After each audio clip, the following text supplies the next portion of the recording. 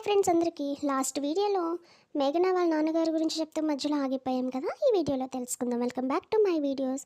So ఒకరోజు మేఘన వాళ్ళ నాన్నగారు పొలానికి వెళ్తుండగా ఒక పాము ఆయన దగ్గరకు వచ్చి కాటేయడంతో ఆయన చనిపోయారట. అప్పటి నుండి తమ జీవితాల్లో కష్టాలు స్టార్ట్ అయ్యాయి. నాన్న చనిపోయిన దుఃఖం నుండి అమ్మ ఇంకా తేరుకోలేదు. ఇదంతా మేఘన మనకి చెప్తుంది. నాన్న ఆస్తంతా అమ్మ పేరును వచ్చింది. అంత చిన్న వయసులో వైధవ్యం ఏమిటి అంటూ తాతయ్య అమ్మకు మళ్ళీ పెళ్లి చేయడానికి ప్రయత్నాలు చేశారు.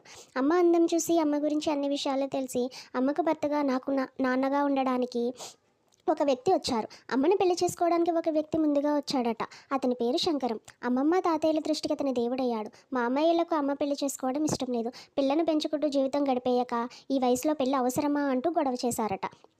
అందరి మాట కాదని తాతయ్య అమ్మ పెళ్లి చేశారు. అమ్మకు ఇష్టం లేకపోయినా తాతయ్య బలవంతం మీద పెళ్లి చేసుకుంది.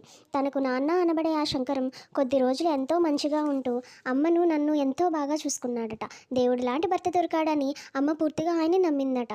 అయితే ఫైనల్గా ఏమైందంటే అమ్మ పూర్తిగా నమ్మడంతో తన పేరు మీద ఉన్న ఆస్తి అంతా శంకరం చేతికి అప్పగించిందట. తర్వాత ఏం జరిగిందో నెక్స్ట్ వీడియోలో తెలుసుకుందాం. బాయ్.